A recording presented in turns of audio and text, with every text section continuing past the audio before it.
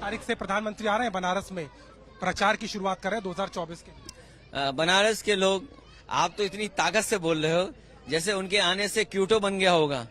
मैं नहीं जानता हूं कि प्रधानमंत्री जी, बीजेपी या उत्तर प्रदेश की सरकार बनारस को क्यूटो बनाएगी। कितना पैसा देना पड़ेगा? क्या हमारे मंदिर या स्थान व्यापार के केंद्र बन जाएंगे?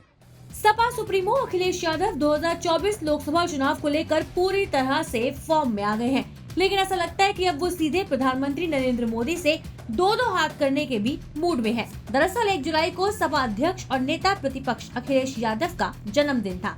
ऐसे में जन्मदिन के मौके पर अखिलेश यादव बाराबंकी पहुंचे थे, जहां उनसे प्रधानमंत्री के वाराणसी आगमन को लेकर और मणिपुर में राहुल गांधी के जाने पर सवाल किए गए। सुनिए क्या बोले अखिलेश यादव। इसमें विपक्ष को एक करने का दारोमदार आप पर है। उत्तर प्रदेश से आप बड़ा चेहरा है और लगातार जिस तरीके से आप पहुंच भी रहे थे तमाम नेताओं के साथ में, 24 की तस्वीर क्या दिखी? बदलाव होना है, क्योंकि सरकार के पास जवाब नहीं है। आज महंगाई चरम सीमा पर है, बेरोजगारी चरम सीमा पर है, किसान की आय दोगुनी नहीं हुई, बिजली की दर महंगी हो गई, जितना जरूरत का सामान है सब महंगा है। आखिरकार क्यों? और इस मुनाफे का मुनाफा किसको हो रहा है? अगर आज बाजार में महंगाई है, अगर मुनाफा गरीब का है, किसान का है, तो एक बात को सुनते हैं, बनती है बात, लेकिन ये मुनाफा आखिरकार कहाँ जा रहा है? और सरकार को मजबूरी में ये फैसला लेना पड़ा कि जो 2000 रुपए छापे थे वो भी बंद हो गए।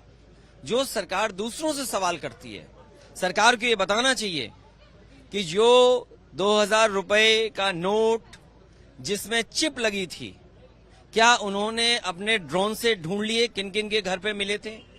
क्या सरकार ये बताएगी कि किन बैंकों में सबसे ज्यादा 2000 रुपए जमा हुए हैं? ये बड़े सवाल हैं जिसका जवाब सरकार के पास नहीं है।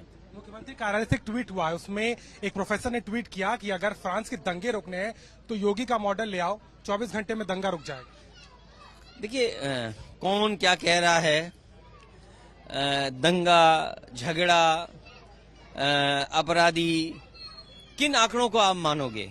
बीजेपी ने उत्तर प्रदेश को, देश को उस स्थिति पे पहुंचा दिया जहां आप किसी के आंकड़े पे भरोसा नहीं करोगे। क्या ये सरकार बताएगी? इनकी पुलिस खुद 50 किलो चांदी लेकर के पकड़ी गई।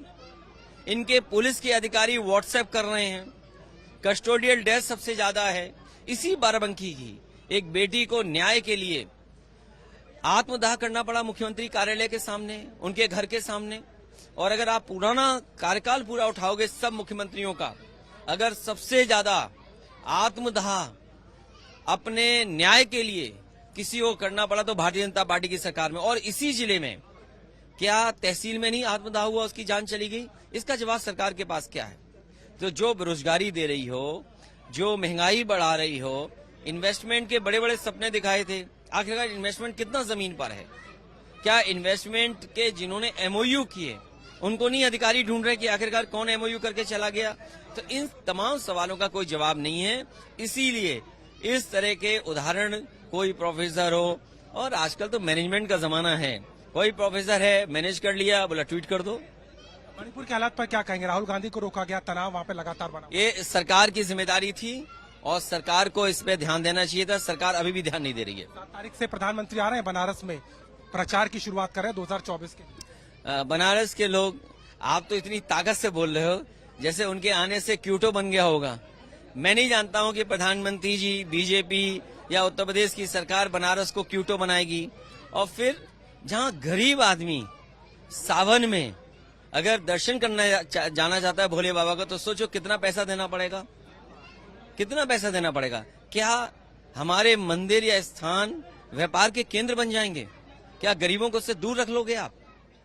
वैसे ये कहना जरा भी गलत नहीं होगा कि अखिलेश यादव इन दिनों 2024 लोकसभा चुनाव को लेकर फुल एक्टिव मोड में हैं और लगातार बीजेपी पर हमला बोल रहे हैं। फिर वो चाहे यूपी की कानून व्यवस्था हो या फिर कोई और मुद्दा, अखिलेश यादव हर मामले पर सत्ताधारी पार्टी बीजेपी को घेरने में लगे हुए हैं और बीजेपी को घेरने का कोई मौका नहीं छोड़ते। ऐसे में भी देखना बनता है कि आने वाले वक्त में सियासी माहौल और क्या रंग लाता है। ब्यूरो रिपोर्ट, न्यूज़ तक।